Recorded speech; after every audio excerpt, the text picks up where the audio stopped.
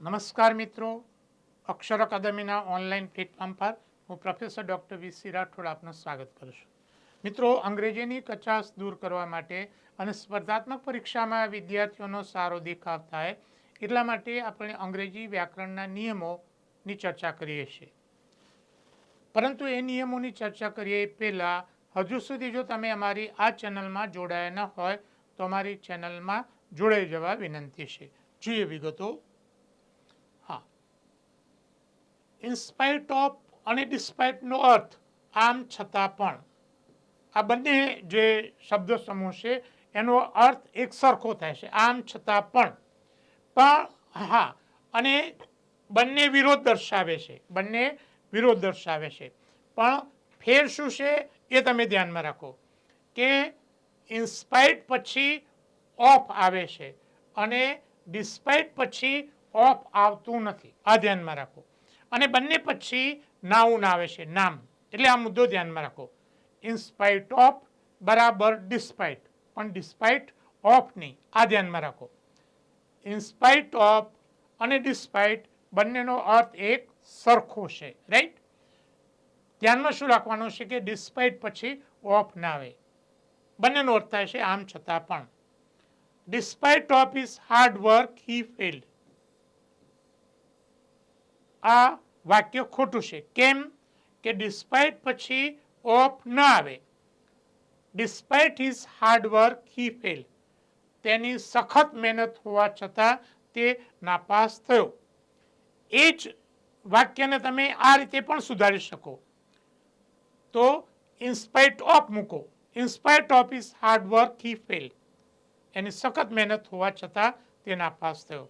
Despite પછી of ને. In spite પછી of. In spite of he made mistake, he was promoted. તો આ વાક્ય બીજી રીતે ખોટું છે. ઇન્સ્પાઇટ પછી ઓફ તો છે, પણ એના પછી શું આવે? નાઉન આવે, નામ. In spite of his mistake he was promoted. તેની ભૂલો હોવા છતાં તેને પ્રમોશન આપવામાં આવ્યું. જોઈએ એના પછીનો નિયમ.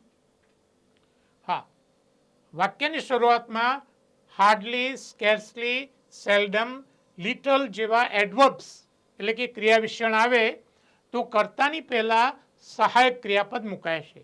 ધ્યાનમાં રાખો.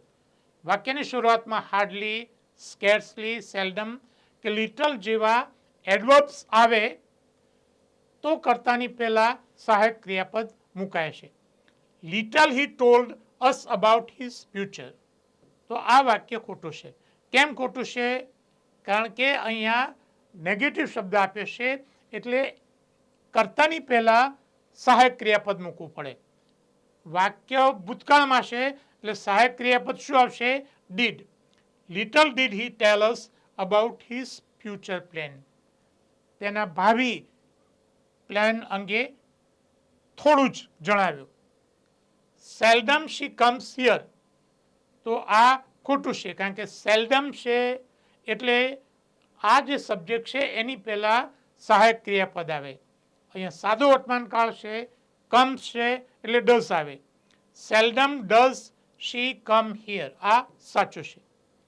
સ્કેર્સલી she was 17 when she ran away from the house. તો આ ખોટું છે. કેમ ખોટું છે? આ જે સહાયક ક્રિયાપદ છે એ કર્તાની પહેલા આવે. Scarcely was she 17 when she ran away from the house. એટલે આ મુદ્દો છે તમે ધ્યાનમાં રાખો. પરીક્ષાની તૈયારી કરવા માટે અમારા વ્યાકરણના પુસ્તકો છે a comprehensive English grammar and composition, golden rules of English grammar, અને ત્રીજું પુસ્તક એ વોકેબ્યુલરી માટે છે easy way to learn difficult words. ત્રણેય પુસ્તકો અકાદમી પર ઉપલબ્ધ છે. વધુમાં વિદ્યાર્થીઓને ઉપયોગી એવી અમારી બે મહત્વની ટેલિગ્રામ ચેનલ છે, વી.સી. રાઠોડ કરંટ અફેર્સ અને ગૌરવંતી ગુજરાતી. હજુ સુધી જો તમે અમારી આ બંને ટેલિગ્રામ ચેનલમાં જોડાયા ન હોય તો એમાં જોડાઈ જવા વિનંતી છે. વધુમાં અમે અમારું મેટર ઇન્સ્ટાગ્રામ અને ટ્વિટર ઉપર શેર કરીએ છીએ, તો અમારા બંને પ્લેટફોર્મને ફોલો કરવા વિનંતી છે. વધુમાં આજનો આ વિડીયો આપને પસંદ આવ્યો હોય તેને લાઈક કરીને શેર કરવાનું ભૂલતા નહીં. અને હજુ સુધી જો તમે અમારી આ ચેનલમાં જોડાયા નથી તો અમારી આ ચેનલને સબસ્ક્રાઈબ કરી દેશો અને બેલ આઇકોનને ચાલુ કરવાનું ભૂલતા નહીં.